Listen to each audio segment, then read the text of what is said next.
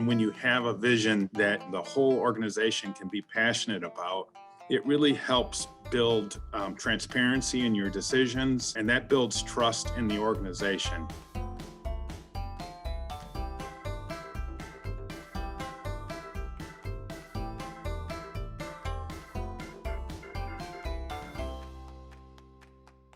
Welcome to another episode of Friday 5 with Dave Adams. Today I'm going to be speaking with John Looman, CEO of Community West Credit Union based in Grand Rapids, Michigan. John has been CEO of the credit union for 10 years, beginning in 2010. And prior to that, he was CEO of Trenton Federal Credit Union in Trenton, Michigan, and served in management positions at Auto Body Credit Union and Lansing Automakers Federal Credit Union, which is now LAFCU Credit Union. John started his career, though, in marketing consulting and found his way to credit union management and, of course, now as a CEO with that as a background. I think that's an incredibly strong, not so unique, but very strong background to be able to lead a credit union these days with a good understanding of marketing dynamics. I'm sure you will enjoy the conversation with my friend, John Looman. Well, John, welcome to Friday 5. I'm looking forward to having a great conversation with you. Thank you. I'm looking forward to it too. So it was just a short while ago, I was out to your credit union and your credit union new headquarters out there in Grand Rapids. And what an impressive sign of progress with the credit union as you built that beautiful new headquarters and continue to grow and expand the credit union. I'm really looking forward to hearing about your career journey and some of your insights on leadership. So let's get right to it. Career journey. Chart the path for us, for our listeners. Help us know a little bit more about John Looman and what your career journey has been like. Okay. I probably came through a little different career path to get to this position than a lot of people. My background has been in marketing, and I think it was back in the mid-90s. I partnered with another gentleman and we started a marketing firm. And our first client was a credit union, Lansing Automakers Federal Credit Union. And of course, back then, I think marketing for credit unions generally fell into statement stuffers, newsletters, and lobby signage. And so we took what we did for LAFCU, we did a nice job for them, and we went out and found other credit unions that needed some marketing help. And before long, we had 6 or 7 credit unions as clients. And I sort of fell in love with credit unions. I could tell right away that there was something really special about them. I've had the pleasure of watching some of your other Friday at 5 interviews. And one of the themes I've heard is, I didn't know about credit unions when I went to college. I didn't plan on this career, and I didn't know about them back then, and I learned about them, and I kind of fell in love with them. My first actual job in the credit union world was with Auto Body Credit Union, which is now Astera Credit Union, and they were a client of ours at my agency, and I left the agency to go to work for them as their vice president of marketing. So it was a little bit unique. Again, even to this day, I've run a teller line a few times. I haven't done a lot of actual underwriting of loans. I haven't collected loans. I came in without having that experience, and at times I think it has hurt me, but other times I think it really helps me because I know I need to have the best people possible in those roles, and I have to trust them. So I was at Auto Body for about 5 years, and I left there to go to Lansing Automakers Federal Credit Union, another former client of mine. And I took on the role of Senior Vice President of Marketing. And during that time, I went back to school. I was able to start an MBA program there. The CEO at Auto Body Credit Union asked if I would like to come back to Auto Body as their Senior Vice President. And I thought that gave me a great opportunity to get some real good experience in other areas of the credit union other than just marketing. So I went back to Auto Body, was there for about 5 more years, completed my degree, and took my first credit union as CEO, small credit union in the Downriver Detroit area, Trenton Federal Credit Union, which is now called Shore to Shore Credit Union. I'm thinking I was there about 4 or 5 years. I grew up in West Michigan. I always loved West Michigan. The Detroit area is a really unique and neat area, but I just missed home. I missed being near my family. I was commuting from the Lansing area and had the opportunity to come back to Community West Credit Union. So I came here. I was here coming up on 10 years this month. So time has gone fast. We've grown a lot. I remember my first week at Community West, and I think you came to visit me, Dave, and you said, "What's with this pink building?" And we painted it blue for you. And but even back then, we knew that someday we would be building a new building. And we moved into this building last month. Came and took a look through it, and we're just really proud of it. I think our members will be proud of it when they have a chance to see it. It is a little bit odd to have this beautiful building and still have so many employees that are working from home, but interesting times. And it's interesting you mentioned the pink, because I'm wearing a pink and blue shirt today. So maybe that comment I made way back then was out of admiration for the pink color. You never know. But yeah, great summary. And you said a couple of things that struck me. One that is so true. Many of us started our credit union careers without any really deep knowledge or knowledge at all of credit unions. I know when I started at the Utah Credit Union League all those years ago, my only knowledge of credit unions was that my buddy got his car loan from a credit union, but I really didn't understand what credit unions were. That was an interesting perspective. And the second thing, I think you really kind of unintentionally sell yourself short by referencing your marketing background as being unusual. What a great background to have in these times of hyper-competitive financial services. It would be an interesting study to do to find out what the backgrounds of credit union CEOs are. What percentage are finance versus operations versus marketing.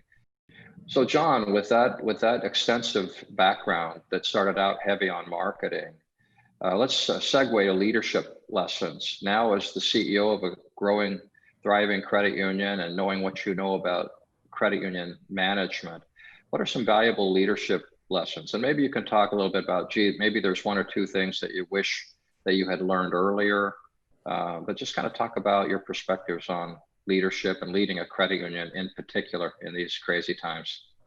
Okay. I think one of the most important lessons I've learned probably in the last 4 or 5 years is just the importance of the vision and mission that a credit union has, or the CEO develops for their credit union.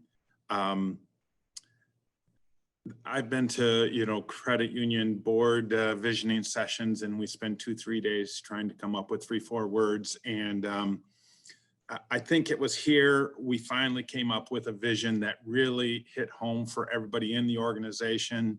Our vision here is developing passionate, empowered employees that enrich the lives of our members and the communities.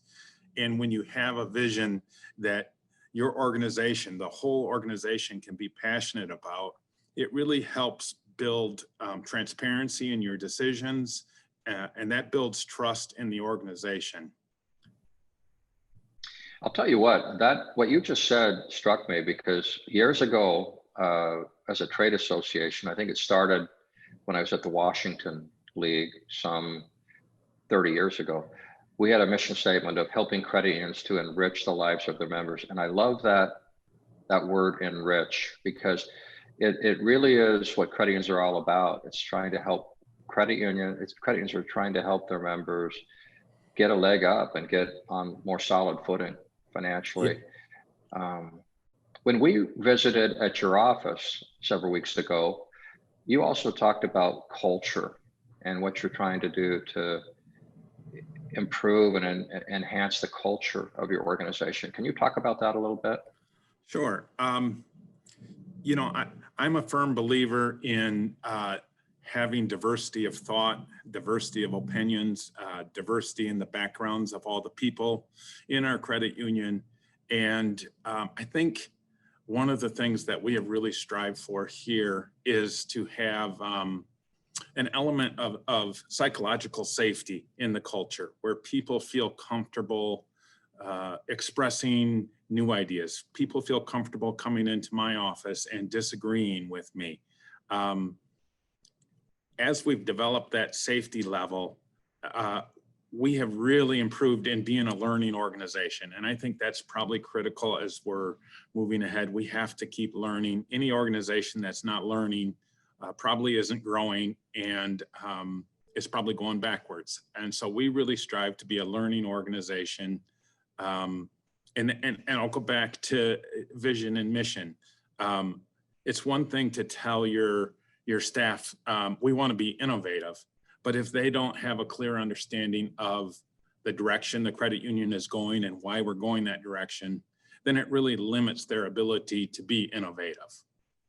I tell you, something you just said was so powerful, and I don't think I have heard it on any of the Friday Five podcasts that we've done, and that's the concept of a learning organization, or an organization that is alive and not staying stagnant. And I happen to know that you are a lifelong learner, and you're closing in on finishing your PhD. So maybe talk about your own personal experience with being a lifelong learner and why that's important to you as an executive. Okay. Yeah, I will be finished in 2022. My PhD will be in organizational learning innovation. And I've learned so much going through that program about the importance of being a learning organization. Our organization, we feel that we have to have individuals that are learning and want to learn, and then move that into learning on an organizational level. And that means it changes our thoughts, our perceptions, our culture. And so we've done some things with our tuition reimbursement program. We go to the highest level possible. Sometimes in organizations that I've been a part of in the past, we'll say, well, you need your manager's approval and it has to be in line with what you're doing at the organization now. We don't do that. I think we have employees that are going to college for completely different careers than what they're in now. But as long as they're learning and gaining new perspectives, then our organization is going to benefit from that. That's really powerful. And I'm sure you know that it's well documented that most employees, yes, they want competitive compensation and benefits, but those are table stakes for attracting and retaining talent. What most people really want is certainly feeling appreciated and having an opportunity to grow and progress in their jobs and their careers and get satisfaction from that. So I think that's awesome that you have identified that as an important priority at your credit union. So let's talk about how those leadership skills and, talking about the culture that you create for your 85 employees and helping them thrive and feel not just satisfaction, but engagement with the credit union, and how that sort of transitions over to the credit union difference and how we treat our members and how we serve them. What does the credit union difference mean to you and your credit union, and how does it play out at your credit union? I think that's a great question. And I think, the answer sometimes is so obvious, it's right in front of us. To really understand that we have member owners and to be able to look at our credit union through the lens of being a member owner and having that perspective throughout your organization, not just in my office or not just through the executive team, but having all of our employees really understand what it means to be a credit union, serving our member owners.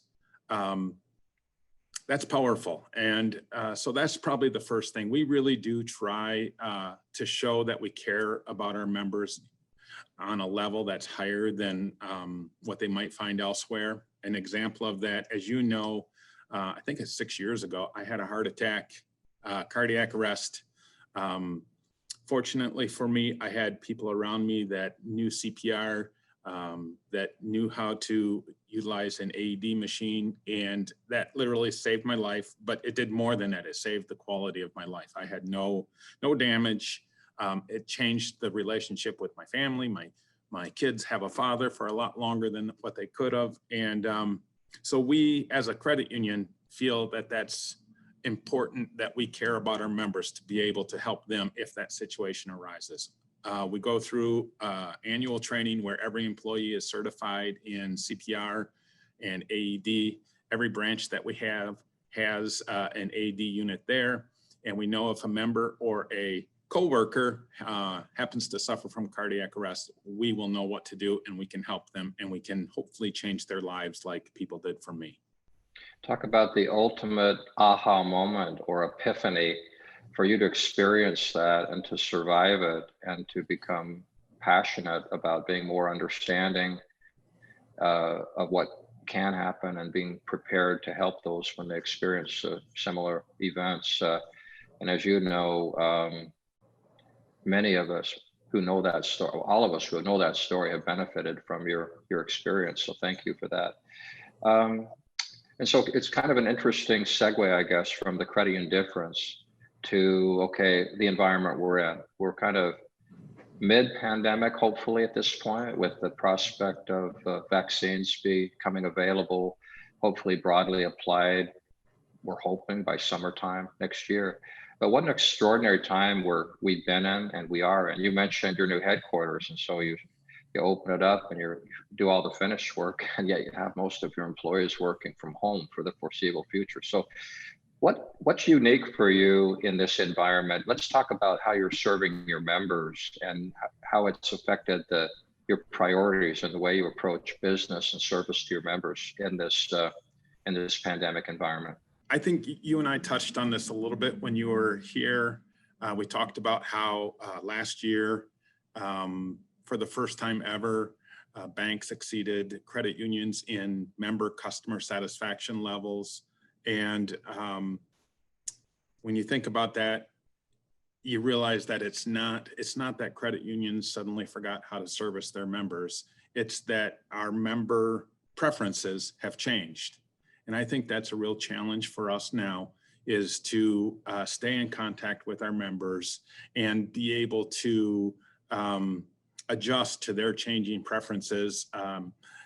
They now value the service given through a mobile platform or a remote technology as much, if not more, than the service that comes through being in our lobbies. And so I think we really need to focus on how we're serving our members, how we meet their preferences, how can we provide that credit union human touch through some of these remote channels. And ultimately, our members want it to be convenient and easy to do business with us. And I think adjusting through this pandemic has helped us make some changes maybe a little faster than we normally would have. And I think, though, that trend is just going to keep accelerating faster and faster. Credit unions have older members, and they certainly are in the at-risk category for this pandemic and COVID. And I think it'll be a while before they feel comfortable coming back out into our lobbies. And so we need to continue to find ways to serve them remotely and still connect with them on a human level. Well said. And I think we all realize that one of the silver linings of this pandemic environment is that a lot of the trends that we've been aware of for a long time, they're just accelerating, like remote service delivery and employees' desire to work from home and how we manage that, and certainly getting members more comfortable with home banking and mobile banking and call center technology. But as you said very well, the challenge in these customer satisfaction scores is that if everything is just technology, credit unions in many ways lose a competitive advantage. What I would say, though, and I think you would agree, we're likely never to get to a point where it's all technology, because there are different demographics, there are different member needs where the human touch will continue to be just so important. And that favors credit unions. Another thing I would say on the consumer satisfaction scores is I might be in denial, but I think it isn't that credit unions are particularly doing anything wrong. It's that I think banks are working harder. I think all businesses are working harder to improve the customer experience. And I think that if we look over our shoulders as leaders in the industry, and we see banks catching up and surpassing us, it's a wake-up call that we have to do all this stuff. We have to meld the technology with the human touch and make sure that we don't just think that because we're not-for-profit cooperatives that we're always going to lead in the customer satisfaction scores. So I think it's awesome that you're so aware of that and all the things you're doing at your credit union to work on that.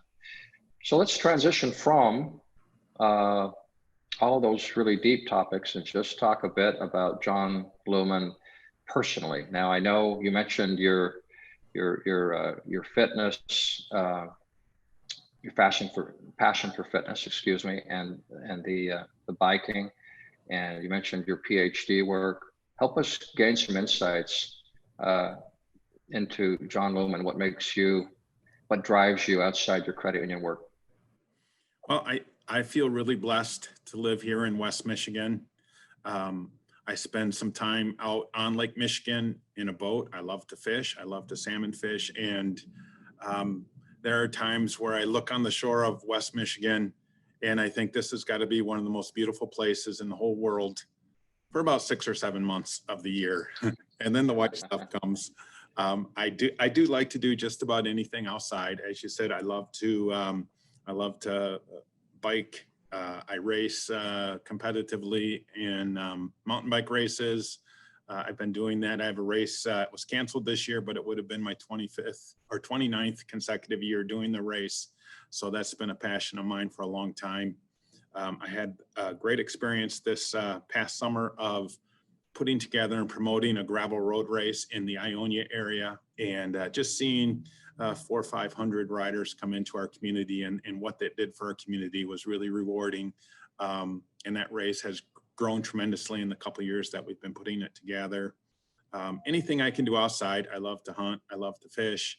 I'm not the best golfer. I've golfed with you, and I think you saw that. It was pretty clear that I'm not spending a lot of time on the golf course, but I love being out with my family and just enjoying this beautiful, beautiful state that we live in. Well said. And I will say about golf, for those of us who do golf a bit, it doesn't take very much effort to find a lot of golfers with similar mediocre skills to the ones that we have. And it actually makes it fun knowing that we're all struggling to figure out that game. But very well said on Michigan. It is a beautiful state. The seasons are wonderful. We like to complain about winter, but spring and summer are just around the corner. And metaphorically, I guess, as we look at this pandemic stage that we're in, I do feel like we're seeing the end in sight, and that should be cause for optimism and happy thoughts as opposed to dwelling on the negative. Well, Jon Looman, thank you so much for taking the time to be on Friday 5. I've enjoyed it very much. As I said, it was kind of an extension of an in-person conversation that we had at your new headquarters. And I continue to be very impressed with your passion for doing things differently and building your team and working with your team to make sure that you invest in your employees, and by extension, they then serve your members in extraordinary ways. So thank you for being on the program. I really appreciate it. Thank you, Dave. Big fan of what you do in the credit union industry and what the league is doing. I think your efforts and the efforts of the league are a big part of the success that not only our credit union is having, but credit unions all around the state. So thank you for everything that you do. That's very kind. Thanks again, Jon.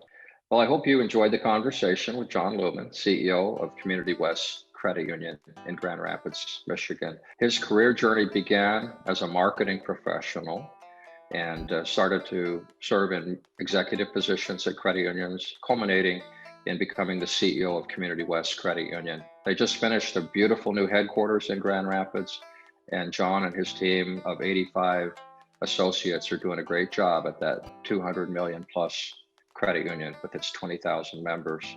Valuable leadership lessons were shared. Jon did a great job talking about the credit union difference and what it means to him and his team, and talked about the challenges of the current environment during this pandemic, where we see light at the end of the tunnel, but in the meantime, credit unions are having to do business in much different ways, with an emphasis on remote service delivery and staying in tune with the extraordinary financial challenges of their members. I love Jon's description of Michigan and its beauty and his love for the outdoors and fitness. And I really appreciate, as I'm sure you do, Jon taking the time to share those perspectives. Thank you for listening, and we look forward to future episodes of Friday 5 with Dave Adams.